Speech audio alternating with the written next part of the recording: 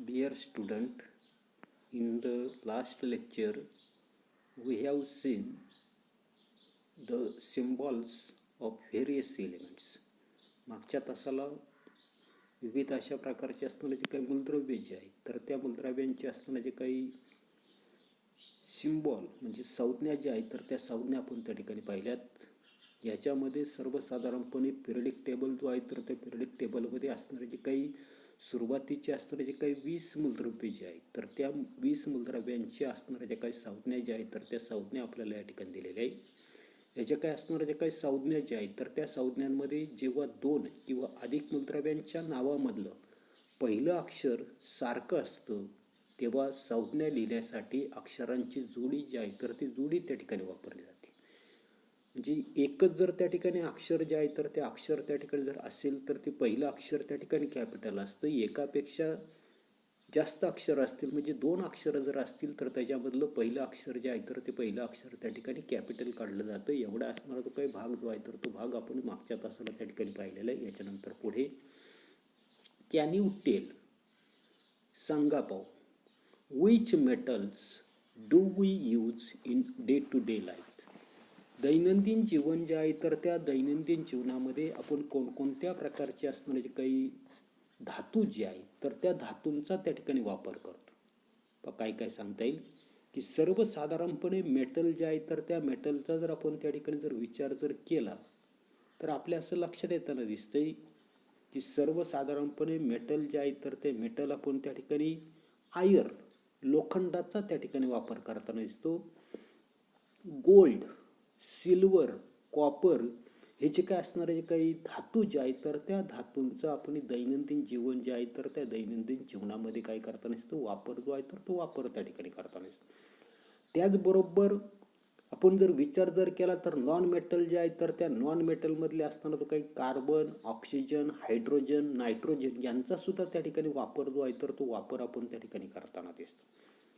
त्याच्यानंतर कंपाऊंडचा जर आपण जर विचार जर केला, संयुग जे आहेत तर त्या संयुगांचा जर आपण त्या ठिकाणी विचार जर केला तर आपल्याला त्या ठिकाणी लक्षात येईल, पुढे आपल्याला त्या ठिकाणी आपण ते पाहणार आहोत की सर्वसाधारणपणे शुगर असेल, साल्ट असेल, ऑइल असेल अशा प्रकारचे असणारे जे काही संयुग जे आहेत तर त्या संयुगांचा सुद्धा आपण त्या ठिकाणी दैनंदिन जीवनामध्ये वापर जो आहे तर तो वापर त्या ठिकाणी करताना दिसतो.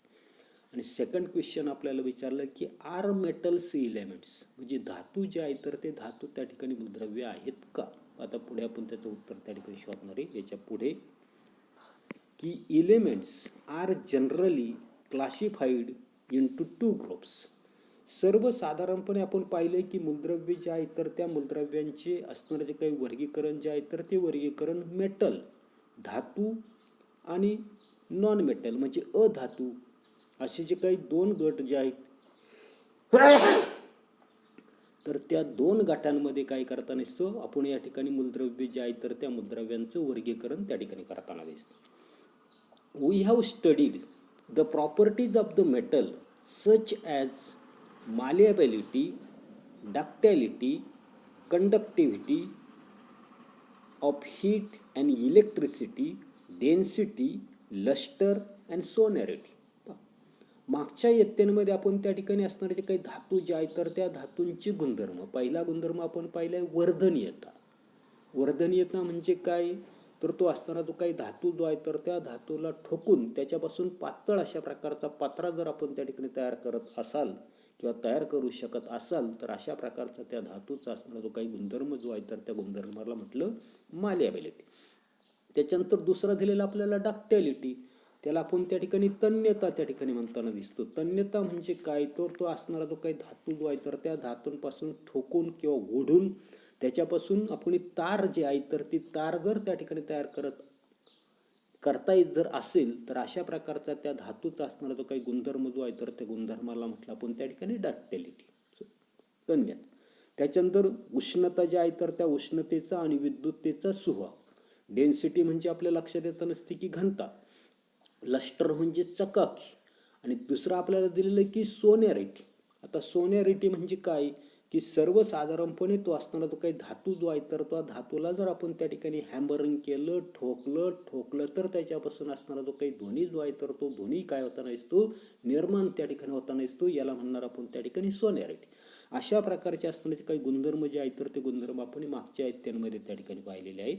त्याच्या पुढे the elements that do not show these properties are called non metals. आणि अशा प्रकारची त्या ठिकाणी असणारी काही मूलद्रव्ये की ज्या मूलद्रव्यांमध्ये वर्धनीयता, तन्यता, विद्युत वाहकता, उष्णता वाहकता, घनता, चकाकी, नादमयता अशा प्रकारचे असणारे काही गुणधर्म जे आहेत तर ते गुणधर्म त्या ठिकाणी आढळून येत नाहीत. तर अशा प्रकारचे असणारे काही मूलद्रव्ये जे आहेत तर त्या मूलद्रव्यांनाच आपण त्या ठिकाणी अधातू म्हणताना दिसतो. या अधातूंची उदाहरणं आपल्याला दिलेली की फॉस्फरस, सल्फर, क्लोरीन ही सर्वच्या सर्व त्या ठिकाणी अधातूंची उदाहरणं आहेत. The elements that show some properties of metals and some properties of non-metals are called metalloids. म्हणजे अशा प्रकारची मूलद्रव्ये की जे मूलद्रव्ये काय करताना असतात तर आपल्याला सर्वसाधारणपणे काही गुणधर्म जे आहेत किंवा जी काही मूलद्रव्ये जे आहेत तर ती मूलद्रव्य काय होताना असतात आपल्याला धातू आणि अधातू असे दोघांचे असणारे काही गुणधर्म जे आहेत तर ते गुणधर्म त्याच्यामध्ये काय होताना दिसत नाही. तर आपल्याला त्या ठिकाणी पुन्हा एकदा ऐका काय सांगतात. The elements that show some properties of metals and some properties of non metals are called the metalloids. Metalloid म्हणजे काय तर धातू सदृश्य अशा प्रकारची त्या ठिकाणी ती मूलद्रव्ये जी आहेत तर ती मूलद्रव्ये त्या ठिकाणी आहेत. धातू सदृश्य मूलद्रव्ये त्यांना त्या ठिकाणी म्हटलेली. म्हणजे ही मूलद्रव्ये काय करताना असतात धातू आणि अधातू असे दोघांचे असणारे काही गुणधर्म जे आहेत तर ते गुणधर्म त्या ठिकाणी दर्शवताना दिसतात. म्हणून यांना त्या ठिकाणी आपण काय म्हटलेलं आहे धातू सदृश्य मूलद्रव्ये त्या ठिकाणी म्हटलेले. पुढे आता काय सांगितलेले this is the third group of the elements. आणि ही जी काही मूलद्रव्ये जे आहेत तर त्या मूलद्रव्यांचा तिसरा ग्रुप त्या ठिकाणी 10वीला असणारे काही पिरियडिक टेबल जे आहेत तर त्या पिरियडिक टेबलमध्ये ही जी काय असणारे काही मूलद्रव्ये जे आहेत तर त्या मूलद्रव्यांचा आपल्याला तिसरा गट त्या ठिकाणी आहे. तर त्यावेळेला आपण त्या ठिकाणी पाहणार आहे. त्या ठिकाणी मेटॅलॉइड जे आहेत तर त्या मेटॅलॉइडची काही उदाहरणं आपल्याला दिलेली. सर्वसाधारणपणे या ठिकाणी आर्सेनिक त्याची सिम्बॉल मी लिहितोय AS. त्याच्यानंतर पुढे दिलेला आपल्याला सिलिकॉन. सिलिकॉनचा आपला तक्ता जो आहे तर त्याच्यामध्ये पहा SI अशा प्रकारचा त्याचा सिम्बॉल त्या ठिकाणी आहे. त्याच्यानंतर सेलेनियम म्हणजे arsenic, silicon, selenium are the examples of metalloids. ज्या ठिकाणी आर्सेनिक असेल, सिलिकॉन असेल, सेलेनियम आहे ही सर्वच्या सर्व आपल्याला त्या ठिकाणी धातुसदृश्य अशा प्रकारची असणारी काही मूलद्रव्ये जी आहेत तर त्या मूलद्रव्यांची त्या ठिकाणी ती उदाहरणं आहेत. त्याच्यानंतर पुढे आपल्याला पाहायचंय डू यू नो तुम्हाला माहीत आहे का. आता काय दिलेलं आहे the wire that we see in electric bulb in our house is made up of the tungsten. पण आपल्या घरामध्ये असणारा जो काही बल्ब जो आहे आत्ताचे असणारे जे काही बल्ब जे आहेत तर ते CFLचे आहेत किंवा त्या ठिकाणी आपल्या लक्षात येताना दिसते की CFLचे बल्ब आहेत. परंतु पूर्वीच्या काळी त्या ठिकाणी असणारे जे काही बल्ब जे आहेत तर त्या बल्बमध्ये आपण जर पाहिलं तर त्याच्यामध्ये एक तार जे आहे तर ती तार त्या ठिकाणी दिसते. तर ती टंगस्टन हा जो काही मूलद्रव्य जे आहेत तर त्या मूलद्रव्यांपासून ती बनलेली असते. It symbol capital W is derived from the German word wolfram. पाहतो की असणारा जो काही टंगस्टन जो आहे तर त्या टंगस्टनची असणारी जी काही संज्ञा जी आहे तर ती संज्ञा इंग्रजी नावावरून न घेता असणारं जे काही लॅटिन नाव आहे वूलफॉर्म आणि त्या वूलफॉर्ममधलं असणारं जे काही पहिलं अक्षर जे आहे W या W पासून त्या ठिकाणी घेतलेले. म्हणून टंगस्टन जो आहे तर त्या टंगस्टनची असणारी जी काही संज्ञा जी आहे तर ती संज्ञा काय घेताना दिसतो आपण W त्या ठिकाणी घेताना दिसतो. त्याच्यानंतर पुढे similarly the symbol of silver Ag and gold Au are derived from their Latin names argentum and arum respectively. त्या ठिकाणी असणारे जे काही सिल्वर ज्याला आपण त्या ठिकाणी काय म्हणताना दिसतो चांदी त्या ठिकाणी म्हणताना दिसतो. ही जी काही सिल्वर जे आहे तर त्या सिल्वरची संज्ञा काय सांगितली आपल्याला Ag. आता Ag का तर पुन्हा आपल्या लक्षात येताना दिसते की लॅटिन नाव सिल्वरचं आहे तर ते आर्जेंटम त्या ठिकाणी आहे. आणि आर्जेंटम याच्यामधलं A आणि हे G म्हणजे अशा प्रकारचं Ag अक्षर जे आहे तर ते Ag अक्षर त्या ठिकाणी आपल्याला सिम्बॉल म्हणून सिल्वरसाठी त्या ठिकाणी घेतले. अशाच पद्धतीने आपल्या लक्षात येताना दिसतंय की असणारं जे काही गोल्ड ज्याला आपण त्या ठिकाणी काय म्हणताना दिसतो, सोनं जे आहे तर ते सोनं त्या ठिकाणी म्हणताना दिसतो. याचं असणारे जे काही संज्ञा जी आहे तर ती संज्ञा त्या ठिकाणी आपल्याला एयू घेतलेली. आता ही जी काही एयू संज्ञा जी आहे तर ती लॅटिन त्याचा गोडचं असणारं सोन्याचं असणारं जे काही लॅटिन नाव जे आहे तर ते आरम आहे. आणि म्हणून याच्यापैकी पहिली 2 अक्षरं जी आहेत एयू, आणि म्हणून त्या ठिकाणी गोल्ड जे आहे तर ती गोल्डची संज्ञा त्या ठिकाणी आपल्याला एयू अशा पद्धतीची त्या ठिकाणी दिलेली. पुढे elements occurs in solid, liquid और गॅसियस स्टेट. ही जी काही मूलद्रव्ये जी आहेत 116, 118 अशा प्रकारची जी काही मूलद्रव्ये जी आहेत ही सर्वच्या सर्व मूलद्रव्य स्थायू, द्रव किंवा वायू अवस्था जी आहेत तर त्याच्यामध्ये आपल्याला त्या ठिकाणी ते आढळताना दिसतात. Some elements are difficult to use in pure form. आता याच्यापैकी काही असणारे जे काही धातू जे आहेत तर ते धातू शुद्ध रूपामध्ये वापरताना अडचणी ज्या आहेत तर त्या अडचणी आपल्याला त्या ठिकाणी येताना दिसतात. आता काय अडचणी येताना दिसतात पहा, की for example pure iron rust in air. तर रस्ट म्हणजे काय, तर गंजणे. रस्ट म्हणजे काय, तर गंजणे.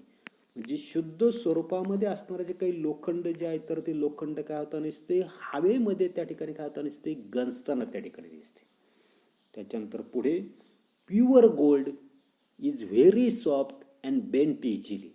शुद्ध रूपामध्ये असणारं जे काही सोनं जे आहे तर ते सोनं अतिशय त्या ठिकाणी मऊ असतं आणि म्हणून ते लगेच काय होताना दिसतं, बेंट होताना दिसतं, वागताना त्या ठिकाणी दिसतं. आणि म्हणून पहा पुढे the properties of the original metal can be modified by mixing one or more elements in it आणि such a mixture of the metal is called as an alloy. आता काय सांगितलेले की आपल्या लक्षात येतं नसते की अशा प्रकारचे असणारे जे काही शुद्ध रूपामध्ये असणारे जे काही धातू जे आहेत तर ते धातू वापरताना आपल्याला अडचणी येताना दिसतात. काही काय अडचणी येतात ते आपण पाहिलं की लोखंड जे आहे तर ते लोखंड हवेमध्ये काय होताना दिसतं, गंजताना दिसतं. शुद्ध सोनं जर असेल तर ते मऊ असतं आणि ते लगेच त्या ठिकाणी वागताना दिसतं. आणि म्हणून अशा प्रकारचे जे काही धातू जे आहेत तर त्या धातूंमध्ये एक किंवा अधिक मूलद्रव्ये त्या ठिकाणी मिसळून त्या धातूंचे असणारे जे काही गुणधर्म जे आहेत तर ते गुणधर्म त्या ठिकाणी काय करताना दिसतात, आपल्याला त्या ठिकाणी बदलता येताना दिसतात.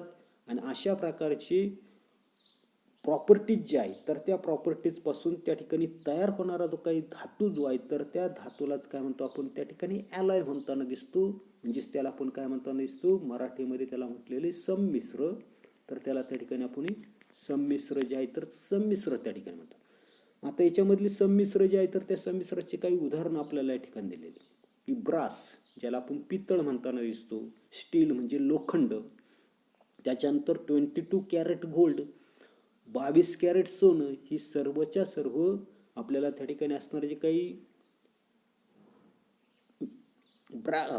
ॲलॉय जे आहे तर त्या ॲलॉयची ही सर्वच्या सर्व आपल्याला असणारे जे काही उदाहरणं जे आहेत तर ती उदाहरणं आपल्याला त्या ठिकाणी दिलेली. पण एवढाच असणारा जो काही भाग जो आहे तर तो भाग आपण या तासाला पाहणार आहोत. पुढील भाग पुढील तासाला पाहू. धन्यवाद.